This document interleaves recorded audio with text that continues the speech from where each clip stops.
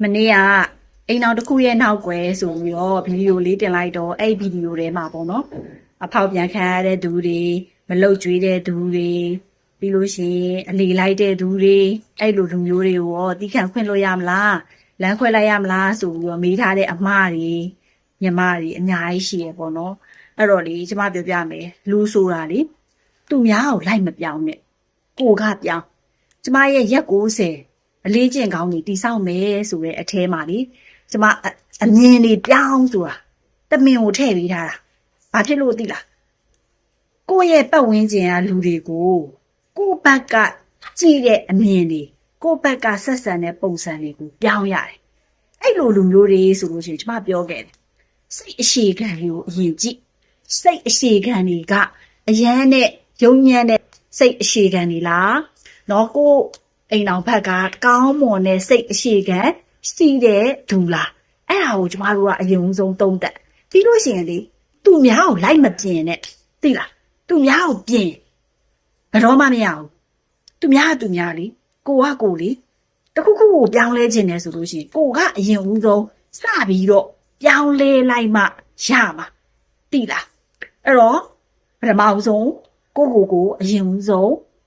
ပြင်ဖို့အတွက်ကိုစဉ်းစားတီးခံနိုင်လားတီးခံနိုင်တယ်လို့တီးခံ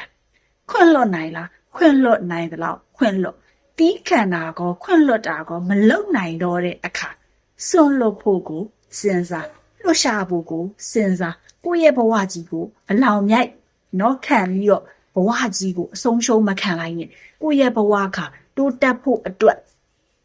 လမ်းစာတွေအများကြီးရှိတယ်အဲ့ဒီတနေရာထဲမှာစိတ်ဆင်းရဲကိုယ်ဆင်းရဲနဲ့တိတ်မိနေလို့ရှိရင်ဘယ်သူနဲ့နာတော့ကိုယ်ပဲနဲ့နာတာနော်တရက်ပို့ပြီးတော့စိတ်ဆင်းရဲရရင်တရက်ပို့ပြီးတော့ကိုယ်နဲ့နာတယ်အဲ့ဒါကြောင့်ကိုစိတ်ဆင်းရဲမခံနဲ့ကိုကစပြီးတော့ပြောင်းလဲပါလို့အဲ့ဒါကြောင့်ပြောတာ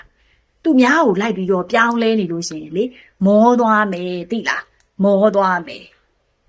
မျိုးဆိုတာလည်းပြောင်းလဲလို့မရဘူးဗီဇဆိုတာလည်းပြောင်းလဲလို့မရဘူးလူတယောက်ရဲ့အရှိခံစိတ်ဓာတ်ဆိုတာလည်းပြောင်းလဲလို့မရဘူးဒါပေမဲ့ပြောင်းလဲလို့ရတာဘာရှိလဲဆိုတော့တိတဲ့သူကပြောင်းလဲကိုကပြောင်းလဲသိလား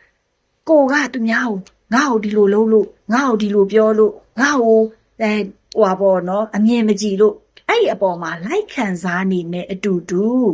သူတို့ကိုဘယ်လိုမြင်ရမှာလဲဆိုတော့အော်သူတို့ရဲ့စိတ်အရှိခံသူတို့ရဲ့အုံနောက်လေတွေကဒီလောက်ပဲရှိတာပါလားဆိုတဲ့စိတ်ကိုတွေးရမယ်။အော်ငါလိုမျိုးအုံနောက်လေပဲမရှိလို့သူငါလိုမျိုးတွေးတောဆင်ခြင်နိုင်စွမ်းတွေမရှိဘူး။ငါလိုမျိုးသုံးသပ်နိုင်စွမ်းတွေမရှိဘူး။ငါလိုမျိုးကိုရှေ့ရကောင်းမှန်းနေမသိဘူးဆိုတဲ့စိတ်နဲ့ဖြတ်ရှောက်သိလား။အဲ့လိုမျိုးလုံးနော်အဲ့လေရပ်ပေါင်း90အလေးအကျင့်ကောင်းနေဆိုတာလေတကယ်လိုက်လုံနိုင်လို့ရှိရင်ဒီအဲ့ဒီလူကလေတကယ်ကိုပြောင်းလဲသွားမှာတကယ်ကိုပြောင်းလဲသွားမှာအဲ့ဒီထဲမှာပေးထားတဲ့အချက်အလက်လေးတွေကတကယ်ကိုအရေးကြီးတဲ့အချက်အလက်လေးပြီးလို့ရှိရင်လေတကယ်လုံးရတာအရင်လည်းမကြအောင်တော့သိလားသူလိုက်မလုံသေးလို့ဒါအရင်ကြတယ်လို့ထင်နေရအဲ့ဟာလေးကိုကျမရဲ့ရက်90အလေးအကျင့်လေးကိုလေးကျင့်ကြည့်နော်သိလားတီးခံနိုင်ရင်တီးခံလိုက်ခွင့်လွတ်နိုင်ရင်ခွင့်လွတ်လိုက်မခွင့်လွတ်နိုင်တော့ရင်တော့စွန့်လွတ်ဖို့ကိုစဉ်းစားအဲ့လိုစွန့်လွတ်ဖို့စဉ်းစားလိုက်ပြီဆိုလို့ရှိရင်ဘယ်တော့မှနောက်ပြန်လှည့်ဖို့မစဉ်းစားနဲ့အရှိကိုပဲဆက်ပြီးတော့ရှောက်ဖို့စဉ်းစားပါအဲ့ဟာမှကိုယ့်ရဲ့ဘဝကြီးကအနာဂတ်ကြီးကတောက်ပါမှာအဲ့ဒါကြောင့်သူများဘယ်တော့မှပြောင်းလဲဖို့မစဉ်းစားပဲเนาะကိုယ်တိုင်ကစပြီးတော့ပြောင်းလဲကိုယ့်ရဲ့အတွင်းစိတ်တွေကိုပြောင်းလဲအရာအလုံးကအဆင်ပြေသွားလိမ့်မယ်ပြီးတော့လေလူတွေကလေကိုလောင်မြိုက်ခံလာတော့သိလားအခုဆိုကျမတို့เนาะ social media ပေါ်တက်လိုက်တယ်ဆိုလို့ရှိရင်လေဟုတ်တယ်စပြီးတော့ဖွင့်လိုက်ရင်ဘာတွေအရင်ဆုံးစတွေ့ရလဲဆိုမကောင်းတာတွေကိုအရင်ဆုံးစတွေ့ရသိလားအဲ့မှာလေလူရဘာဖြစ်လဲဆိုအဲ့မကောင်းတာတွေကိုလေကြည်တယ်ရုပ်ရှင်တွေဆိုလို့ရှိရင်လေလောင်မြိုက်တဲ့ကားတွေပေါ့เนาะအဲ့ဟာမျိုးဆိုတိတ်ကြိုက်တာကြည်တယ်အဲ့တော့ဘာဖြစ်လဲဆိုတော့လေအဲ့ဒါတွေက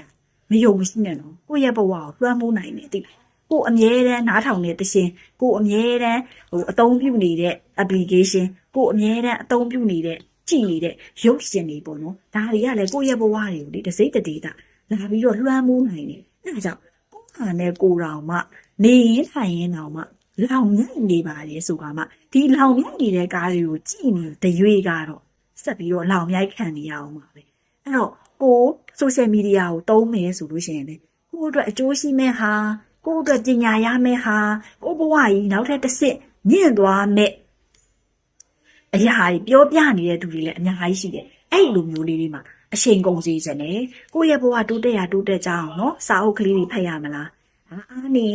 ရုပ်ရှင်ကြည့်မယ် TV ကြည့်မယ်ဟလာကိုရီးယားကားတွေကြည့်မယ်ဗမာကားတွေကြည့်မယ်အဲ့မှာပို့ဆိုးတာအခုနောက်ပိုင်းဆိုလို့ရှိရင်အဲ့ဒီဇာတ်ကားတွေအကုန်လုံးပေါ့နော်နီးပါအကုန်လုံးနီးပါတော်များရတယ်လေဘာတွေတုံးဆိုတော့လေတယောက်နဲ့တယောက်နော်တစ္ဆာမရှိဘူးဖောက်ပြန်တယ်သူနဲ့ကယူတယ်သူနဲ့ကကွဲတယ်သူနဲ့က